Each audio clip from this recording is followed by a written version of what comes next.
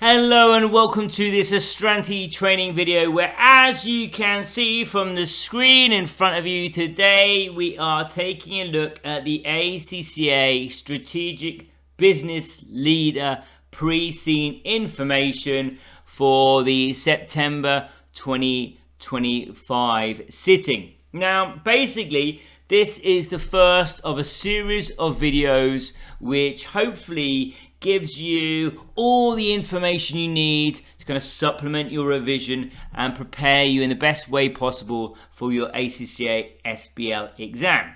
Now, basically, this video series is split into 5 videos. The first of the 3 videos, I should say, are basically a walkthrough.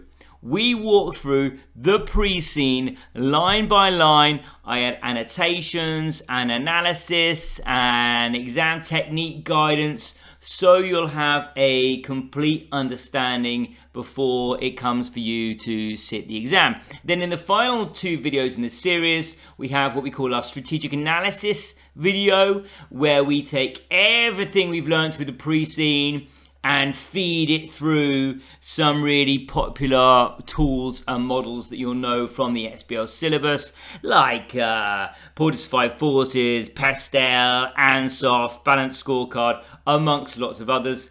And then in the very final video, we take a look at what we call our top 10 video, and that's where we explore the top 10 most likely issues we think you may encounter in your ACCA SBL exam. We base that from stuff we pick up through these pre-scene videos and also our experience in getting thousands and thousands of students through their case study exams. But as I mentioned, this is video number 1 of our 3 video walkthrough of the pre-scene. So why does the pre-scene matter? Well, the aim of the pre-scene, as ACCA themselves suggest, is to give you familiarity with the industry and the organisation before the exam. Now, it's obviously not going to predict what will be asked, but it does give you the context you'll need to apply the exhibits on exam day. So really, it's not about memorising this pre-scene as such, but to use it as a foundation for fast applied thinking in the exam hall. And that's why we try and draw links to the syllabus and links to strategic analysis tools in this pre-scene. It's because it's going to get you ready to apply that knowledge at an even quicker pace. Now, as the examining team reminds us at ACCA, for you to succeed in the SBL exam, it's not just about technical knowledge, it's about application. Now, the examiner's report repeatedly stresses that weak candidates simply just copy from the pre-scene or take a guess at what's going to be examined. The stronger candidates, they analyse and they integrate information from the exhibits with the context of the pre-scene using clear communication formats, and that's exactly what we're going to be talking about as we go through these videos. Now, remember, during the exam, you're going to get a fresh copy of this pre-scene. You can't take your annotated version in. So the goal here really is just to build familiarity with the content and the structure and the themes, and kind of really be aware of how that all fits together so that you can find what you need instantly under the exam time pressure, and also instantly know, okay, that links to this works with this, and everything is kind of one unified strand rather than lots of different knots. So, with all that being said, let's start right at the beginning of the pre-scene, which, as you can imagine, is page 1. In fact, just before we get to page 1, let's just have a look at the contents page, because I realise I've told you that this is a 3 video series, but I've not really told you kind of what we're going to be covering in each video. So let's see if I can get my highlighter pen working. I have indeed. So obviously we're going to start on page 1 at the introduction. We're going to have an introduction to the industry. Rather than menu craft the company themselves, the first part of the pre-scene is always focused on an overview of the industry that the company belongs to as a whole. So in video 1, after introduction, we're going to move on to the meal kit industry, have an overview, a market overview, really find out about different meal kit options and look at the meal kit subscription process. And then we'll probably also have time for the key drivers in the growth of the meal kit market. So all this down here, we're going to try and cover in video number 1. Then in video number 2, we're going to carry on with the industry as a whole. So we're not going to move straight onto menu craft just yet. So then we will be looking at industry challenges, innovations, KPIs of the industry regulatory body. We're going to look at and then we're going to move directly into menu craft, the background of menu craft, the board structure, board committees, operations, and distribution, and that should be video number 2.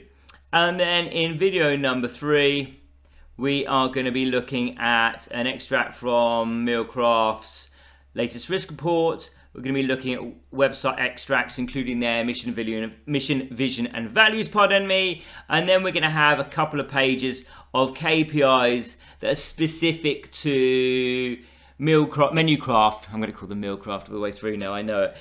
That are specific to Menucraft themselves, because the KPIs we dealt with up here were kind of for the industry as a whole. Okay, so let's show you what we are going to be doing in today's video with the very first opening paragraph. Now, it's very small, this introduction, but really what it does is it explains to us that Menucraft, or MC, is a meal kit company that's based in Ireland.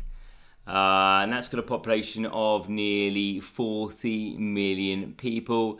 And the company was founded nearly 15 years ago and has grown to become the second largest player in the market in terms of customer numbers and also revenue. Let's see if I can find my highlighter. It sometimes likes to go missing. Oh, here we go. Customer numbers and revenue. Now you can see I've also annotated a few points in red, and I've got a syllabus link here too. So basically what we do here, obviously the introduction there has listed out some basic facts about MC and about Ireland. Now obviously our job to prepare for this exam is to analyze these facts and kind of bring them all together. So what have we found out in this very short paragraph? Well, basically the key here is MC's strategic position, pardon me. It's a mature business, it's not a startup, but it is in second place.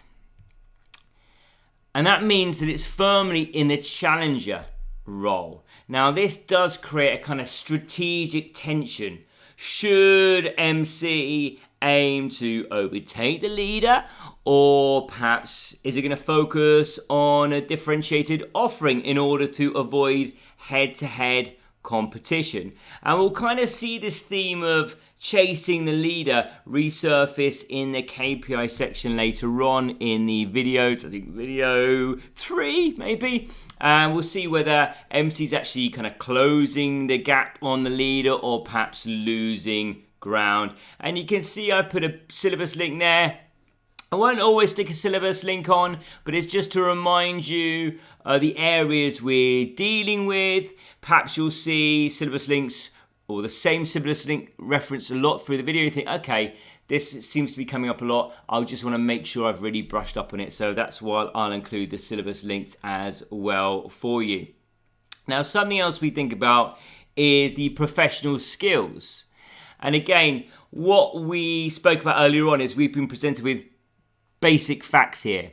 Now, we've used the professional skill of analysis to take those facts and try and interpret what they actually mean strategically for MC rather than simply repeating it. Now, we could also say we've used a bit of commercial acumen, professional skill, because what we're doing is saying, okay, there's 40 million people here. Okay, there's a certain amount of market potential as well. So we're seeing that basic fact in terms of what it means for the business. Now, something else we should say just before we move on is the examiner's commentary. So after every sitting, the examiners release a report saying what most students did wrong in the exam. Why were the failure rates lower than they could have been? And one of the things they often say is that students often just repeat facts. MC was established 15 years ago. It's the second largest meal kit provider in Ireland. What we want to do is move beyond repeating facts and turn facts into implication. And that's what we're going to be doing throughout this video. Okay, that means I think we can move down to the next section, which is the meal kit industry. Okay, so here obviously the main heading is the meal kit industry, but we're just looking at this kind of overview paragraph to begin with. Now basically this is, as you'd imagine, just an introduction to the meal kit industry, and it describes meal kits as convenient and healthy ways to cook at home with pre-proportioned ingredients and recipes that are delivered directly to customers. And we find out that most companies operate on a subscription basis, with customers selecting meals online or via our app. Now, I'm sure we're all kind of familiar with these meal kit businesses. They've certainly come to popularity over the last 10 years or so in the UK. Certainly, I'm always seem to have a lot of these kind of meal kit companies coming up on my algorithms on social media, and there seems to be lots of different kinds, and they all seem to have lots of introductory offers to try and entice you to their products and, you know, different types of kitchen and different dietary needs and all that kind of stuff. Now, what we find out here about the meal kit industry in Ireland is basically the model is built on two value drivers: convenience and health. Now, we'll find out about value drivers at the end of this video, but certainly that's what we're kind of finding out now about the industry as a whole. Now, that's explaining why the market is appealing, why these products are appealing. But obviously, this also creates operational challenges. So we've got to have different recipes. So you've got to have a recipe variety. You've got to source all the products, and you've got to make sure these delivery logistics all run smoothly. So there's a lot going on here. Now, something else that's mentioned is the subscription model. Now, obviously, the subscription model, gives the potential for recurring revenue. But what we're seeing is actually the industry is really notorious for customer churn. So subscribers might sign up, go, yeah, this is really good. They might sign up for a month or 2 months, and then they cancel after just those few weeks. So that's one of the issues in this industry. Now, we'll also see this kind of theme of customer convenience alongside operational strain come up again in MC's KPIs on delivery performance and cost. Now, you can see I have put commercial acumen alongside here. That's the professional skill I think this one relates to the most, because what we're doing here is we're thinking about the features of the industry. Subscriptions, well, that's really good, the recurring revenue, but there's chance for customer churn. And convenience and health and focus, we've tied that into how difficult they are to kind of balance all three of those elements, operational elements. So we see here, we're taking these facts and we're working out the implications for how businesses like MC actually succeed or fail. And if we go back to thinking about what the examiners have talked about recently, like March, June 2025, after the sitting from a couple of sittings ago, what they pointed out was that candidates wasted a lot of their time writing generic explanations of industries. Now, what we want to be doing instead is use these kind of features to frame implications for MC. It's kind of the context we're working within. Okay, so now we're on to a bit more about the logistics, because we're finding out what the meal kit box would normally contain for those in the industry. Remember, we're not just focused in on MC yet. This is the wider industry as a whole. We're going to be focused in on MC more in kind of the second half of the second video. But obviously, we're always making references to MC as we go, because all this is context for MC. This is how we're framing our insights for everything. So we find out there's normally chilled items like meat and fish and dairy, and they're kept fresh with ice packs. And there's long life goods like rice and pasta and tin products. And there's also fresh, short life produce like fruits and vegetables and bread. And then at the bottom, we kind of got our recipe card that has the step-by-step written instructions to how they use the ingredients that are in the box to make the delicious food. So what we're seeing here is operational complexity, because obviously we're supplying chilled, short life, long life items together all at the same time, and that does require a sophisticated supply chain. Now obviously we've got chilled distribution in particular. That's adding cost and risk, because if that kind of cold chain integrity fails, then MC could face waste or reputational damage or even food safety issues. Just think about if the delivery company leaves some cold chicken on a doorstep, the ice pack's not in there, it's out there in the sun all day, your customer goes and eats it, well, they could get really sick, and that's going to cause reputational damage, and they could get really ill, and all those issues for it. And then if we go down to the recipe card, well, obviously that's kind of like the customer experience. That's the menu, the meal they've decided to choose, why they've chosen that company, is because of the recipe card. It might be the type of cuisine, like world cuisine, like Spanish food or something like that.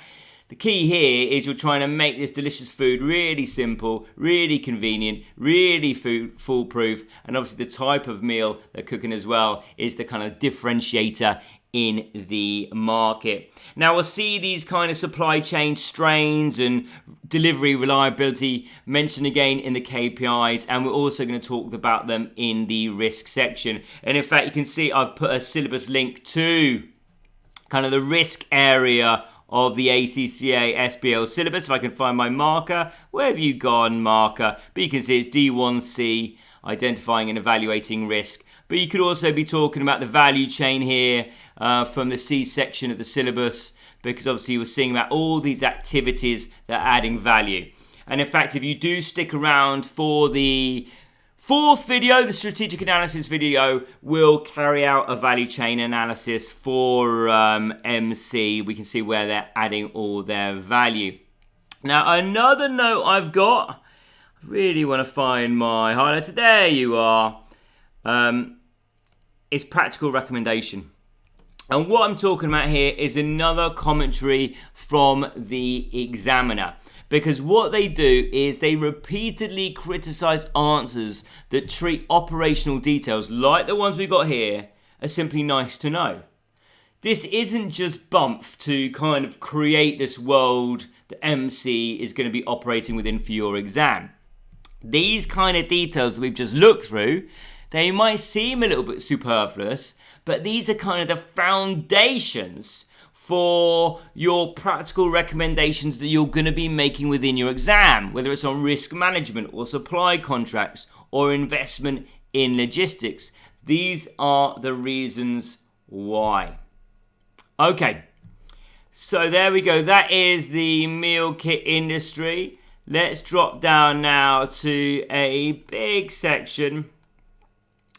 So I'm going to have to squeeze it on there, my notes, so I'm going to try and keep them brief. And this is the market overview.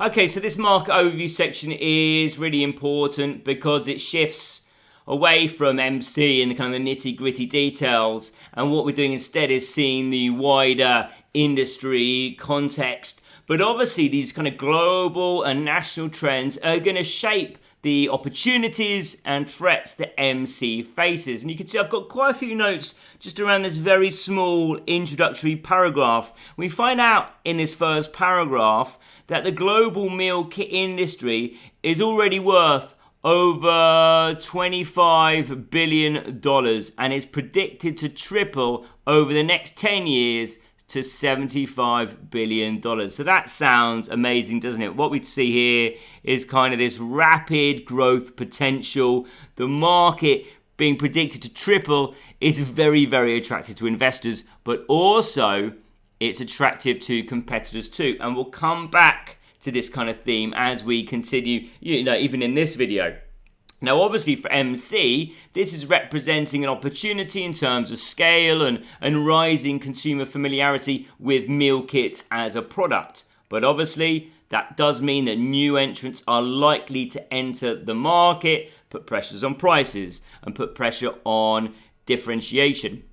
Now, obviously, we're going to find out later in this pre-scene more about MC, and we do find out they currently only operate in Ireland. In fact, we might have found that out in the introductory paragraph, so apologies if that's the case. But what that also means, that's why I've got skepticism as the professional skill here, they only operate in Ireland. So although this is a big figure, tripling to 75 billion worldwide, well, this is not automatically helpful to MC's situation unless internationalization becomes part of their strategy. And that's why I've written skepticism, because it's really easy to be impressed by these big global numbers, but we need to question actually whether MC is positioned to benefit or whether global players will capture most of this value.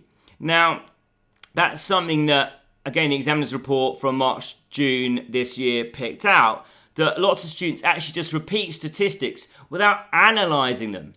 And this is a classic risk here, because you could say, hey, the market is going to reach $75 billion. Well, that's really low level work. We want to take that statistic and say, what does it mean for, I'm going to get the name wrong all the time. I want to keep wanting to call them meal kit. They're Menucraft, MC. What does that statistic mean for MC? Well, not a lot, unless they do want to expand. It does mean competition is going to be brought in. So that's how we turn from just repeating facts into analysis. And you can see randomly I've got an espresso written at the side here. And that's really as an aside. Obviously, I'm not asking you to put this into your exam, but just as a kind of context as we go through. We saw something similar in the real world, that when the global coffee pod market expanded rapidly, actually these kind of small domestic firms were often squeezed out by huge corporations like Nestle and their Nespresso product. So what we're seeing there is actually this global growth, which sounds amazing, doesn't actually guarantee benefits for all players. Okay, and then we can move on to this next paragraph. I'm having a lot of trouble finding my markers today. Where are you going? There we go. So we're moving on to this paragraph now. And basically what we're finding out here is some industry history. So the first meal kit business was Freshie. They were founded 17 years ago in Gamma, which is a neighbouring country to Ireland. And within 3 years, copycat businesses appeared across the world. And some, including Freshie, expanded into global players operating on multiple continents. So what we're seeing here, the key takeaway for me straight away is the imitability of the business model. Once Freshie have shown proof of concept, then rivals quickly entered the market. Now that tells us that barriers of entry are relatively low, at least initially, which explains why we're seeing a lot of competition in this sector. And we'll do a Porter's 5 Forces if you do stick around for that kind of strategic analysis video too. But on the other hand, we've also seen the first mover advantage for Freshie, because they've had the ability to scale internationally. So they're showing that first mover advantage and brand strength can actually lead to dominance. What does that mean for MC though? Well, the presence of these kind of multinational incumbents means that they're going to face strong external competition if they ever consider expanding abroad. And we can see that Freshly are the number one in Ireland as well. We'll come to that, I think, slightly later on, a couple of paragraphs time maybe. Now, again, we have either found out or we're going to find out that MC is currently confined to Ireland. Now, obviously, this means that if the exam, for example, talks about international expansion, well, obviously, we'd have to reference these global players and how they dominate. Now, one thing I should also mention from the examiner's commentary is, you can see it on the side, sorry, that competitor is on 2 lines there, and it shouldn't be.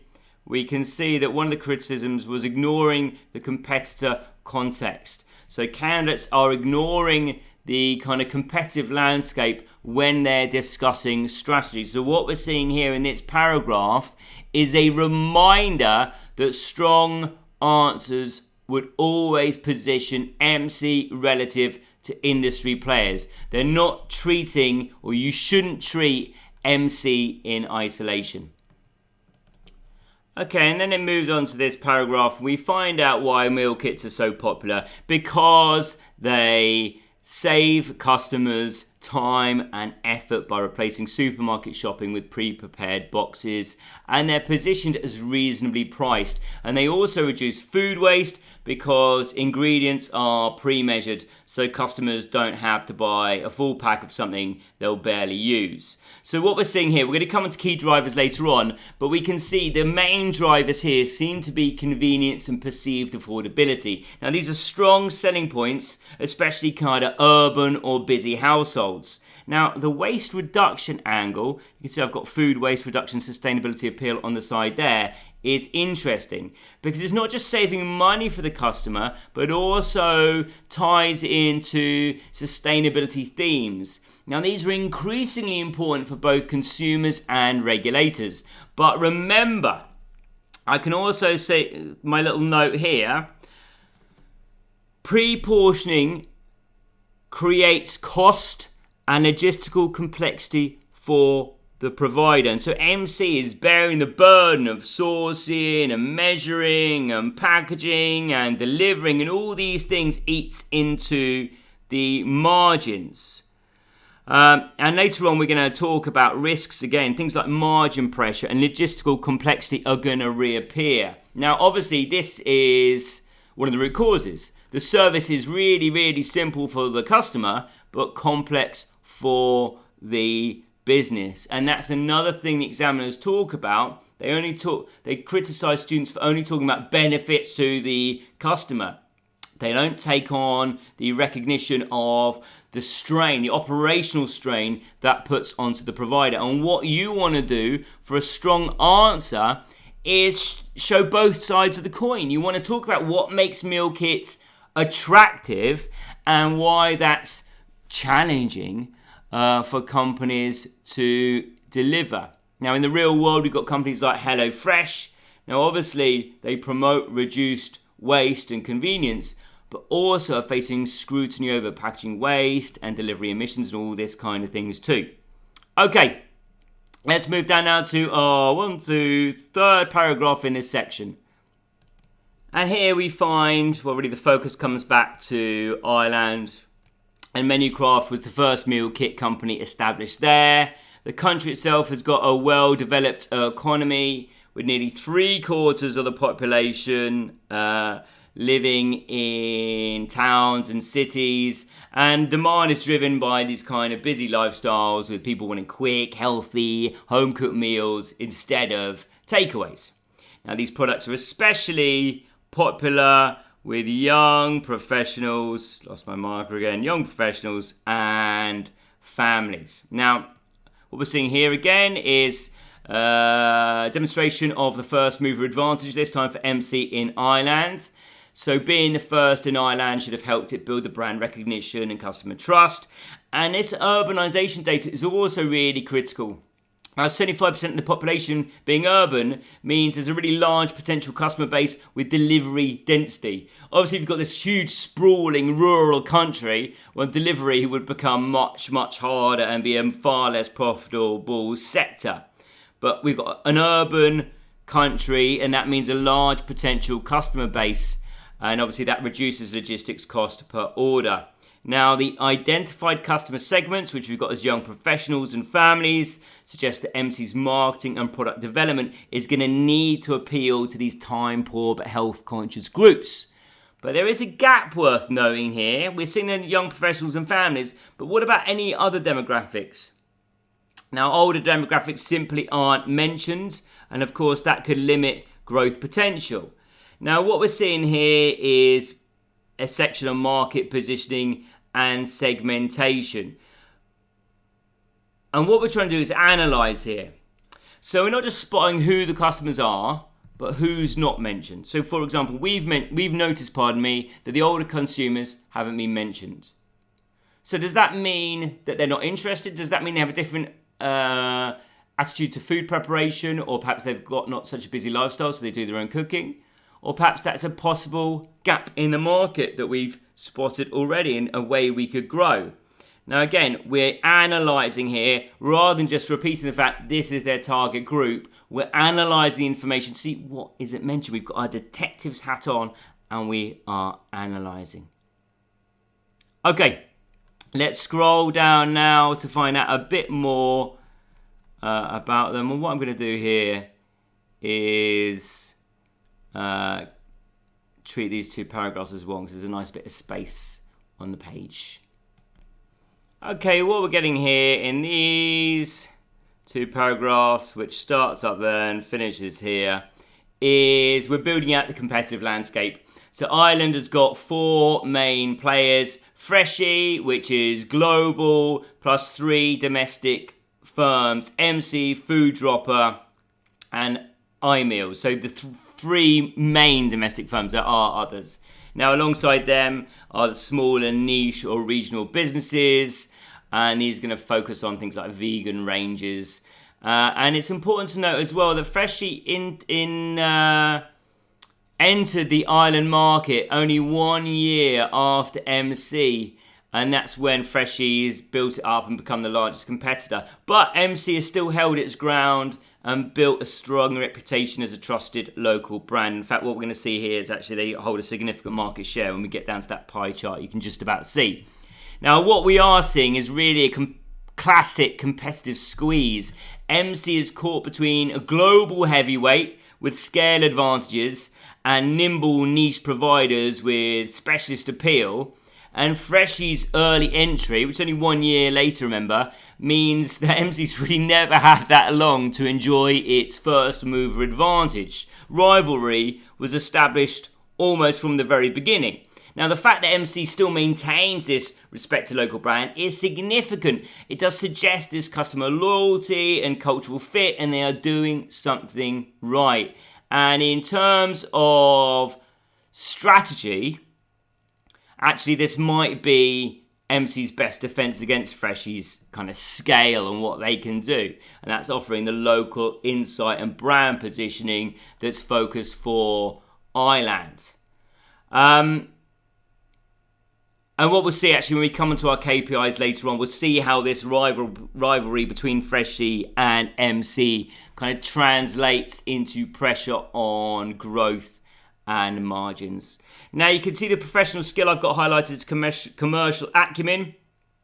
We've used that, time and time again throughout this section, because what we're doing is we're weighing here MC's strengths against Freshie's scale. We're thinking, okay, well, how are they doing well? How have they maintained their market share? All those kind of things. And again, I mentioned this earlier on, but remember, examiners' reports often say that candidates fail to evaluate relative positioning. So they're describing what the market is, but they don't say what that means for the organization. So here, the real insight is MC isn't winning by being bigger. It's not the biggest. So how is it winning? And at the moment, we're assuming it's winning because it's being local and trusted. But obviously, we'll come on and find out more about MC in the second video.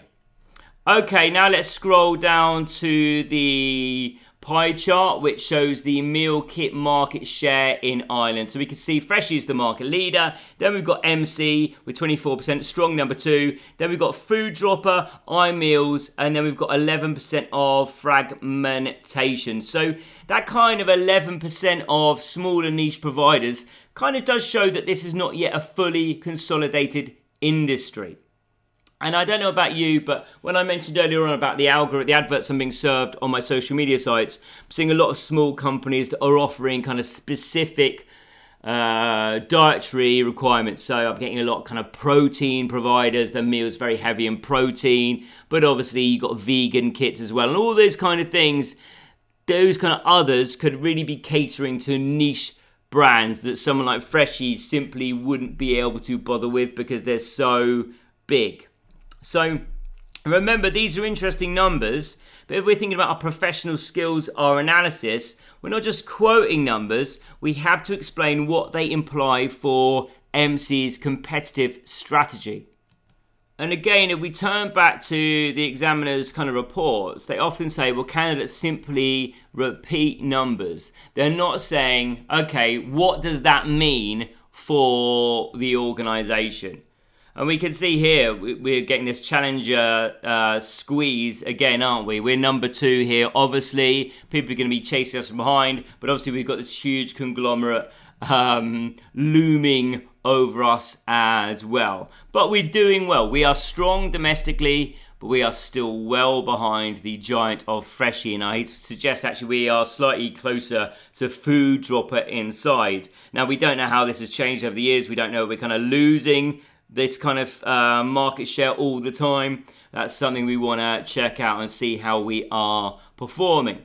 Okay, let's go down now to meal kit customer growth.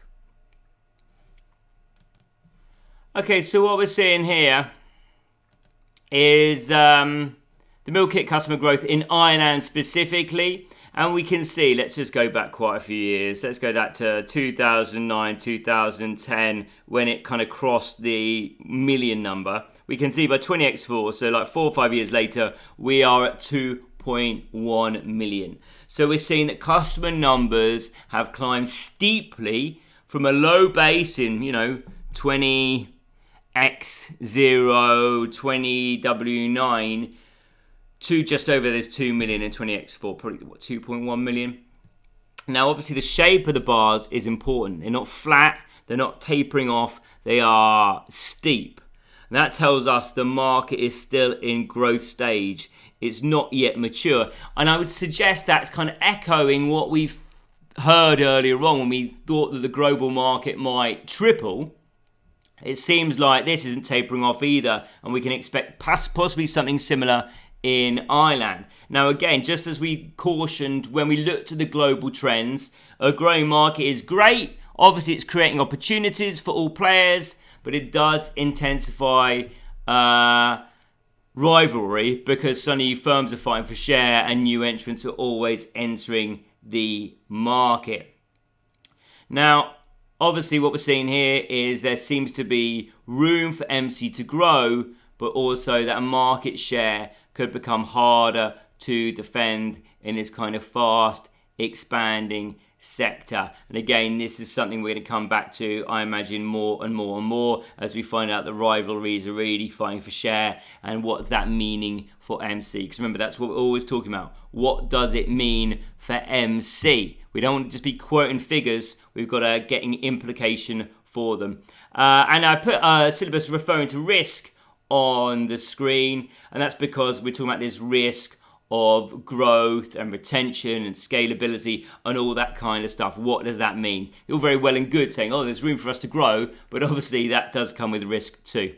Okay, so we've reached the end of the market overview section. I put up on the screen 3 takeaways from this section as a quick reminder. Number 1, Ireland's meal kit market is large and growing fast. MC is securely the number 2 player with 24%, ahead of all of its domestic rivals, but behind the massive Freshie company. And the market does still have some fragmentation. It's very competitive. We know there's growth opportunities, but rivalry is intense. And again, the strategic analysis, we will look at our Porter's 5 forces and try and map that competitive pressure. Okay. Now we're coming down to our meal kit options, one short paragraph. Okay, so this short section tells us that Island's customers are increasingly seeking meal kits tailored to dietary needs. Providers now offer vegetarian, vegan, gluten-free, low-fat, low-carb ranges to reflect kind of changing health and lifestyle preferences within Ireland. And again, that's something I mentioned in my experience in the UK at the moment. Lots of companies are looking for opportunities to enter the market, and I suppose they're using these kind of diverse lifestyles, specific lifestyles, to kind of market themselves. And again, we'll be doing a pastel in the essay video. We'll make sure to kind of mark that off on our kind of social trend of the pastel. So basically what we're seeing here, how these kind of consumer trends, personalization, flexibility, they drive product diversification. So for meal kit providers, being responsive to dietary shifts isn't optional. It's kind of a baseline expectation for them. But of course, that does raise the question of operational complexity, because they've got to source varied ingredients. They've got to manage inventory. They've got to ensure compliance. For example, gluten-free standards. And all of these things create costs and risk. And that does link back to what we just saw in the pie chart with the market overview. There are these kind of niche players, that 11% of the market that are probably specializing in these dietary needs. Maybe they just offer vegan-only meal plans, or protein-only meal plans, or keto-only meal plans, or carbohydrate-only meal plans, or whatever it is. But obviously we're thinking about professional skills again, it'd be commercial acumen here, because we're recognizing the opportunity to attract customers by catering to niche needs, but remembering those implications for our operations, for cost, for efficiency. And if we're thinking about the exam, this could underpin a scenario about whether MC should actually launch a new product range, keto or plant-based. But if you are, examiners would expect you to balance your market opportunity versus the operational strain. So, you take a moment to reflect here for a second. I know we don't know a lot about MC, but would you advise MC to lead in dietary innovation? Or perhaps would you say, no, we've got to focus on defending our mainstream appeal? Okay. That's our meal kit options. What we're going to do now is look at the meal subscription process. And I'm going to try and... I can't get it all on screen, but I think we don't need the actual details. So I'll get a bit of white there.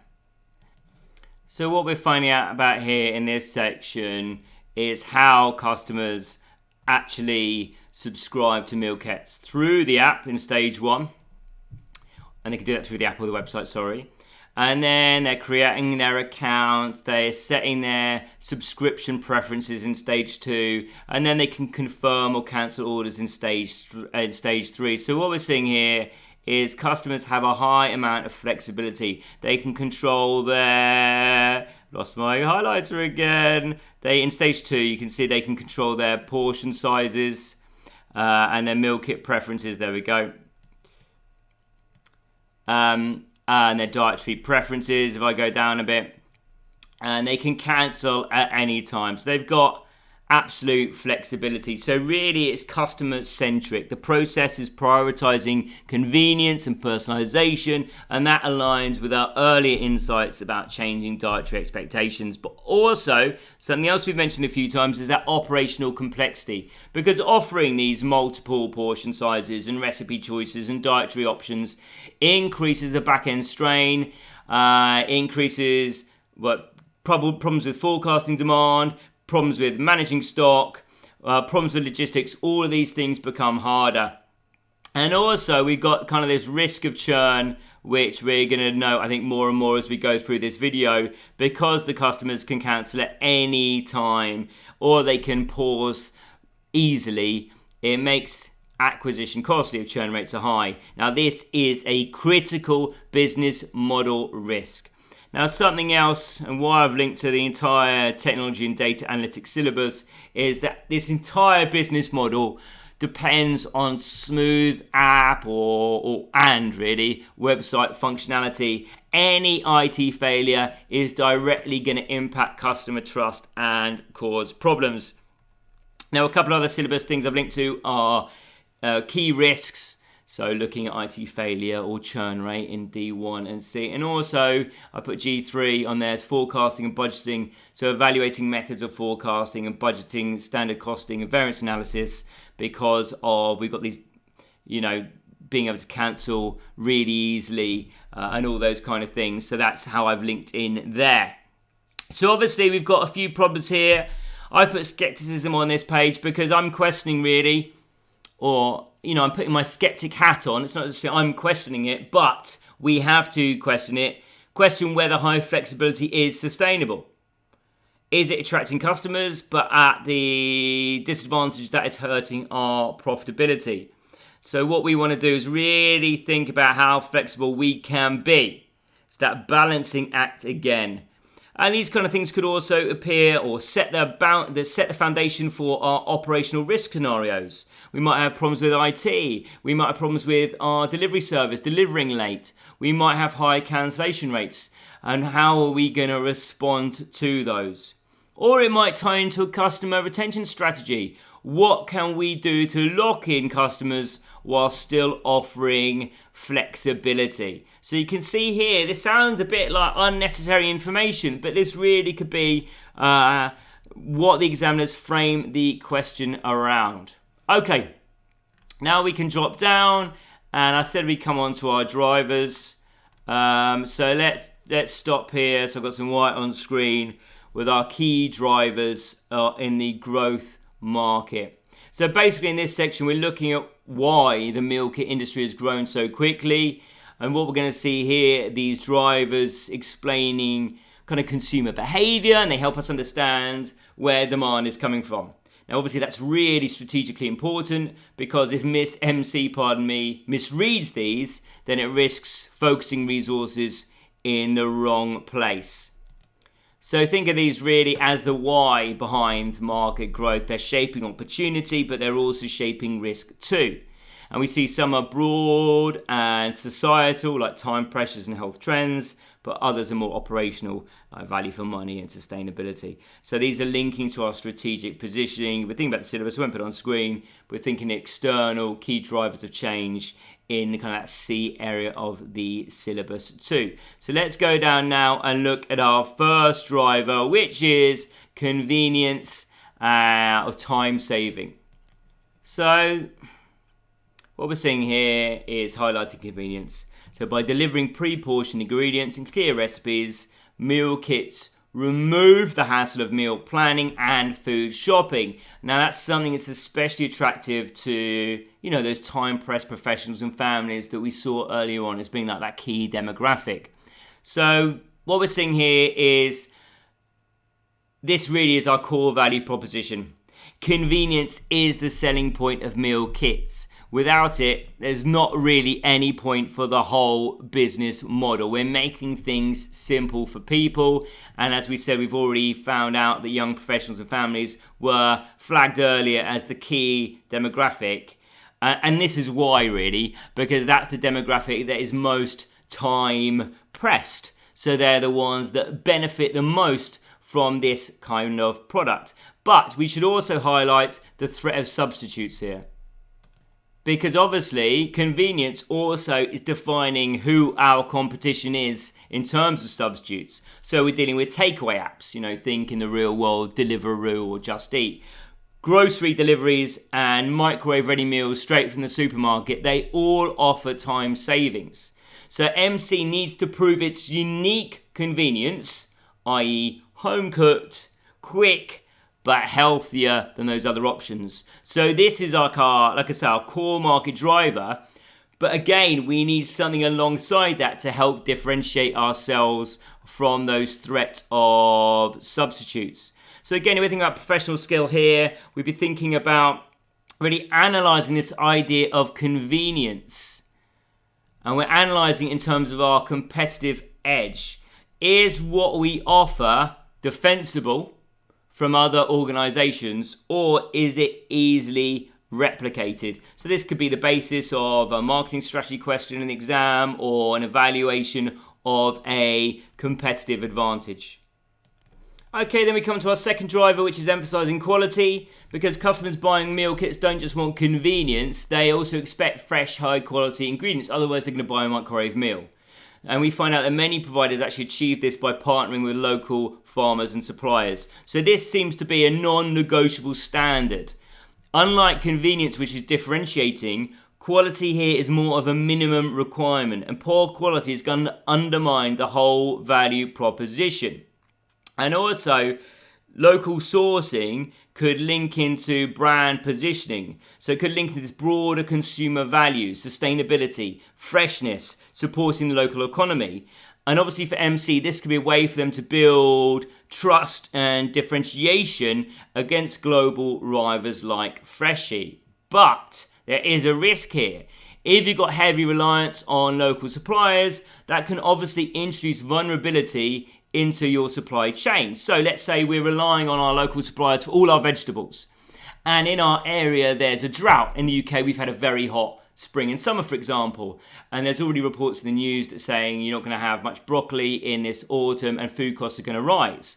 Now, obviously, if we're relying on local suppliers, that's going to be quite catastrophic for MC. So that really does introduce risk into our supply chain. Like I said, season availability, cost volatility, supply disruption because of climate change or weather.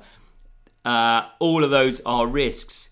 And we got to think about what that means for MC. We've got to get our skeptic hats on, and whether claims that fresh and local and high quality are always needed, and what would the reputational risk be if our standards slipped or our marketing overpromised.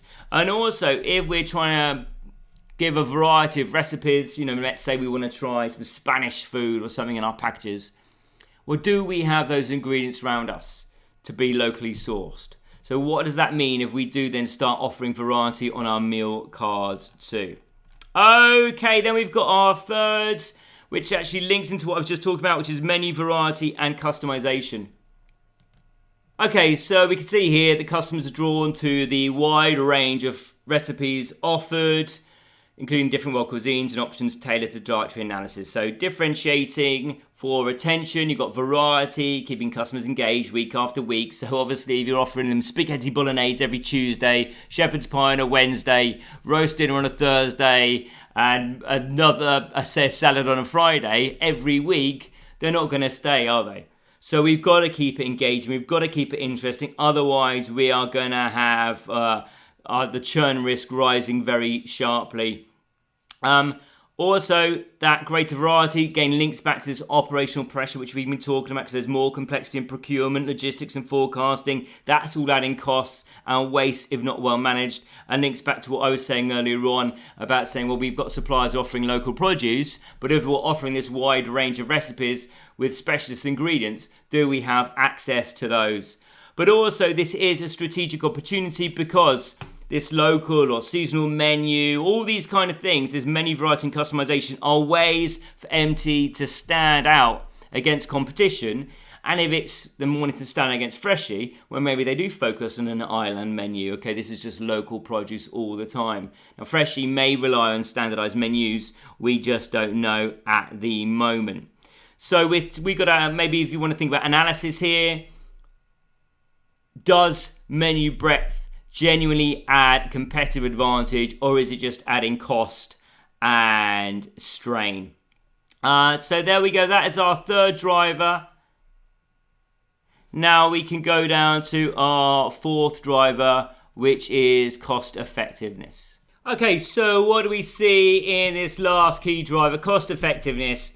So basically here customers need, I should say, to feel that meal kits are good value compared with dining out or buying the same ingredients from multiple grocery stores. Now, if they perceive good value, then obviously they're more likely to stay.